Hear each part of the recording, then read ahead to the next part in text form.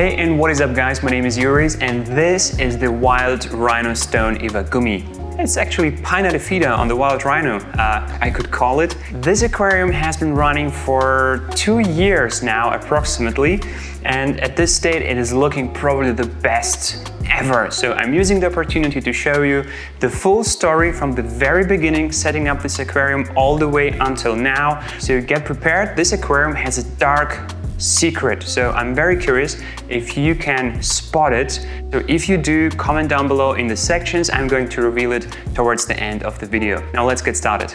I've set up this aquarium when the customer was building the house.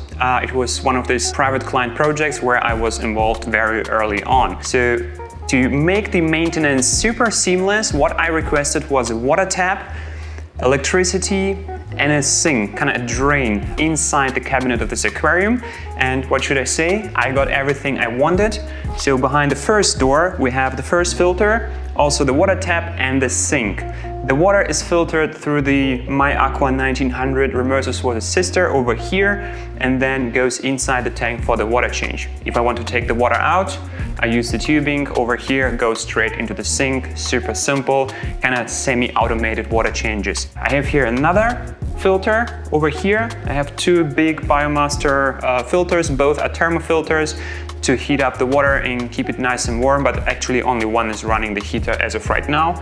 And if you're wondering, the final door down here, here is the CO2 and the consumables compartment. The aquarium is lit by 2 units of the Skylight Hyper Spot. There's no glare. When I do the maintenance, I open up, I'm not getting blind. Super nice LED units, absolutely loving them. Unfortunately, they are closed under the hood, so I could have used something different here as well. Now let's get to the build. I used quality substrate soil material in here, and I use a very special stone, the Wild Rhino Stone. Shout out to my friend Adam Paskala from Poland for hand-picking some nice rocks for me here. It is a beautiful stone, but I will say it is difficult to work with because the round shape and many pieces are sort of flat and elongated. So it was quite a challenge to build a layout. Not only just to build a layout, but because this aquarium is a room divider, you can see from both sides. I had to work with a very narrow space, kind of building up height and everything. So that was quite a big challenge. The aquarium has been planted. 2 years later, it has evolved just beautiful. It was originally planted with Micranthemum tweedii and some hairgrass in between the rocks.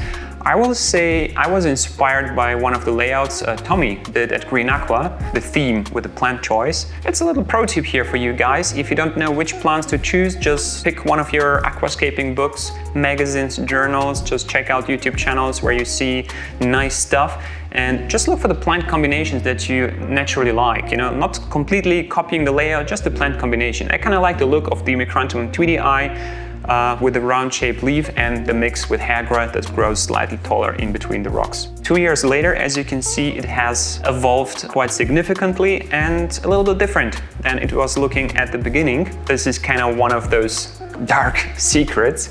As you will also notice, maybe the rock composition looks a little bit different. So who has spotted this? The dark secret is I had to rescape the tank kind of halfway through. I can't tell exactly what has happened, but basically a lot of problems accumulated. Some were technical, some were, biological. Long story short, I took everything out, disinfected the aquarium, disinfected the hardscape, got rid of the substrate, got rid of the plants, quarantined the fish and started over again. I did almost exactly the same layout. This side is almost identical, but this side I changed up a little bit because I was never happy how I did it in the first run, and sometimes it's nice to have a second chance. This time around it was planted with hairgrass as the main carpeting plant. We have little patches of Marsilea hirsuta in between. I think it just adds a nice contrast. Then in between the rocks I planted Bluxa japonica. It gives this very lush look to the layout. You can find on the outside all those lovely runners here, Lentium Tenellum green, and I decided, for some reason the rocks look a little bit naked and I wanted to put something green on top. And as you can see here, Hygrophila pinnatifida on wild rhino stone. I get this question very often, how to achieve this, look of the rocks covered with Hygrophila pinnatifida. For the whole aquarium, I used maybe just 3 cups of Hygrophila pinnatifida tissue culture. It was glued in strategic spots where it can grow in all directions. Whenever it grows vertically, like those vertical shoots, cut them down. This way you're going to promote the horizontal growth with the runners.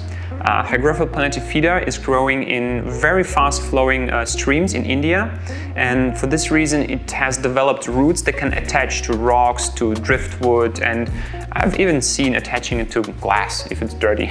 So everything that's growing vertically I cut down. This way I have a lot of horizontal shoots, and it's just a matter of trimming, and you can be very brutal with this, leaving just little parts, little pieces of rhizome, you could say.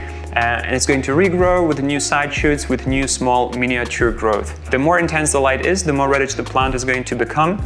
Over here the light is not too intense, I'm not low on nitrates, that's why it's mostly green. This way the red amber tetra can stand out. Nice transition, let's talk about the fish.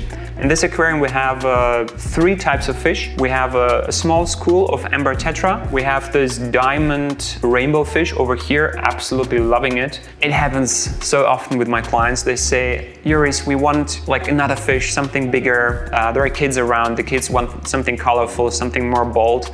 So we went for this gourami fish. Absolutely beautiful. They're still quite young and they're still going to grow, but I think they match in just perfect.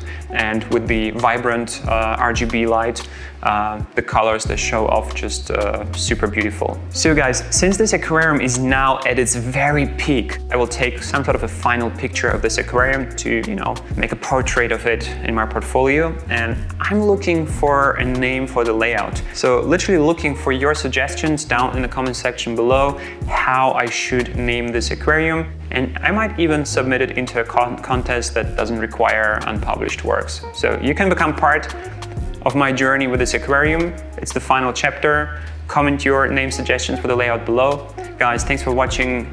Smash the like button. See you in the next one. Goodbye.